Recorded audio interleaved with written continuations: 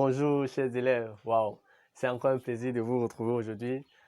Pour ceux qui me découvrent pour la première fois, je suis Ivan Etoka, plus connu sous le nom de Monsieur Secret. C'est moi Monsieur Secret, waouh, il y a les élèves qui demandaient que hey, Monsieur Secret c'est qui? C'est moi Monsieur Secret.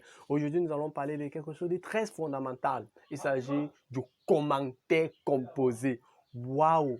Le commentaire composé, c'est trop difficile. Les élèves trouvent que, waouh, en classe, quand ils font tout le commentaire composé, on me donne toujours 2, 3, 4, 5, 6. Oh, maintenant, après avoir regardé cette vidéo, rassurez-vous, le commentaire composé sera un jeu d'enfant.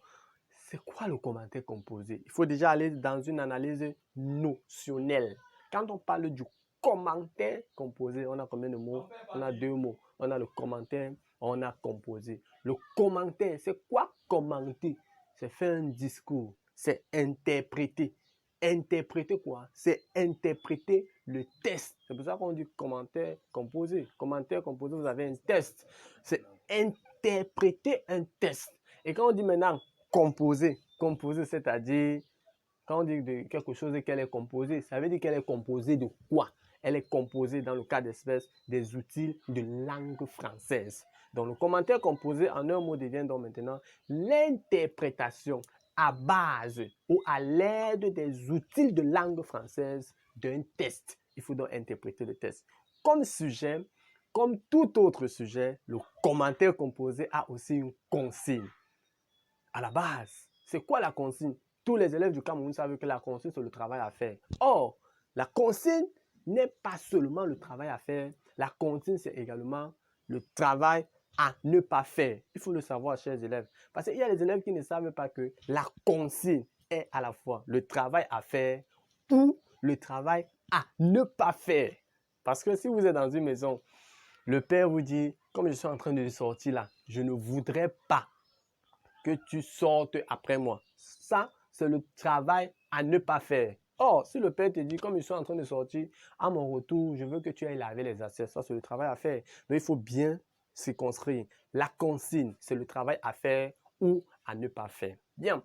La consigne du commentaire composé se présente comme suite. On dit sans dissocier le fond de la forme. Il faut bien comprendre. Sans dissocier le fond de la forme, vous ferez de ce test un commentaire composé. Ça devient très facile. Sans dissocier le fond de la forme, vous ferez de ce test un commentaire composé. Vous pouvez, si vous le voulez, c'est à ce moment que certains élèves pensent que c'est trop facile. Que quand on dit vous pouvez si vous le voulez, c'est comme si vous avez le choix. Oh que non, aucunement. Vous n'avez pas le choix. Il est plutôt question ici, je vais vous expliquer ça tout à l'heure. Vous pouvez, si vous le voulez, utiliser les outils de langue tels que les figures de style, le rythme, la tonalité, les temps verbaux et ce qui suivra. Après, on vous dit, pour montrer comment, je vais donc vous décortiquer la consigne. La consigne que vous voyez là présente 3 grands moments. Ça vous dit déjà ce que vous devez faire, ça vous dit les éléments que vous devez utiliser et ça vous donne les ouvertures. Quand on vous dit sans dissocier le fond de la forme, sans dissocier veut dire sans. Quand on ne dissocie pas, on fait comment? On associe. Et associer, c'est mettre ensemble. Quand on ne met pas ensemble, on sépare. Ça veut dire que quand on vous dit sans dissocier le fond de la forme, cela voudrait dire sans séparer le fond de la forme. La question qui est très importante, et ce qui est très important à savoir, c'est quoi le fond d'un test? Waouh! Toi qui regardes cette vidéo, je sais que ça chauffe un peu, mais avant, n'oublie pas de t'abonner. Parce que quand tu t'abonnes, tu as les secrets de Monsieur Secret de la plus belle des manières. Quand tu t'abonnes, appuie la cloche de notification. Parce qu'il y a les élèves qui demandent souvent, Monsieur Secret, je me suis abonné, mais je ne reçois pas vos vidéos. C'est parce que quand tu appuies sur le bouton rouge abonner, tu ne cliques pas sur la cloche de notification pour recevoir les... Le fond d'un test, c'est l'idée centrale. C'est le thème. C'est-à-dire ce dont il est question dans le test. Ce que l'auteur parle dans le test. C'est ce qu'on appelle le fond. Vous allez voir un test. Le fond du test, c'est que l'auteur déploie sa réflexion autour d'une idée centrale, autour d'un thème central. Et il faut le savoir, ce thème central-là est explicité pas des idées secondaires. Pas des idées secondaires. C'est l'ensemble de ce thème central et des idées secondaires qui forment ce qu'on appelle le fond. La forme, c'est quoi? La forme de quelqu'un. Quelle est la forme d'une fille? On a souvent l'habitude de dire qu'une fille est comme une guitare. La forme, c'est la structure. La forme, c'est l'organisation.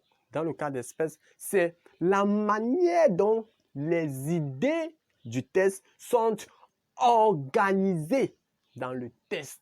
C'est de ça qu'il est question. Comment les idées sont organisées? Vous allez vous rendre compte que sur certaines copies, nous voyons des élèves qui ne sont pas allés dans l'organisation du test. Ils ont commencé le test par la fin et ils ont terminé par le début. Or, il faut suivre la logique de l'auteur. Après, on vous dit, vous pouvez, si vous le voulez, utiliser les temps verbaux, les figures de style. Certains élèves pensent qu'ils ont le choix de ne pas ou d'utiliser. Il faut savoir, lorsqu'on vous dit, vous pouvez ou, si vous le voulez, utiliser, à ce moment-là, ça devient une obligation indirecte. Je prends un cas de figure. Si vous êtes dans une maison où il y a un peu de tension, le père rentre le soir. Il dit que, il te traverse, toi tu es en train d'étudier, il te traverse, il te dit, si tu veux, tu mets mon eau aux toilettes. Si tu veux, tu ne mets pas. C'est à toi de voir. En réalité, ce n'est pas le choix que le père te laisse. Il est en train de te dire implicitement, vous voyez, implicitement, que comme je suis en train d'entrer là, en ressortant, je veux trouver mon eau à la douche. Vous voyez, à ce moment-là, ça devient un peu plus... Donc, lorsque vous lisez sur une copie, vous pouvez, si vous le voulez, ça peut se présenter sur plusieurs formes, hein. Vous pouvez voir dans certaines maisons, on dit, vous pouvez, si nécessaire. Vous pouvez, si besoin se présente, c'est une obligation indirecte. Cela voudrait dire que normalement, un bon élève doit faire confiance à l'examinateur. Parce que celui qui vous propose l'épreuve sait que avec ces outils d'analyse, vous pouvez faire un très bon commentaire composé. Et la dernière partie de la consigne, vous pouvez montrer comment. C'est à ce moment que vous pouvez décliner tout le plan. Cette partie-là vous permet de décliner le plan de votre devoir. Deux centres d'intérêt, le centre d'intérêt 1 et le centre d'intérêt 2. Il faut le savoir, c'est très important. Nous allons continuer cela la prochaine vidéo. Surtout, vous êtes sur Monsieur Secret TV, la plateforme e-learning par excellence au Cameroun. Vous aurez tous les secrets de Monsieur Secret si vous vous abonnez. Et aussi, si vous voulez le numéro de Monsieur Secret, n'hésitez pas. Laissez-moi un joli message en commentaire et vous aurez le numéro de Monsieur Secret qui vous permettra d'intégrer les différents groupes WhatsApp où vous aurez la formation idéale.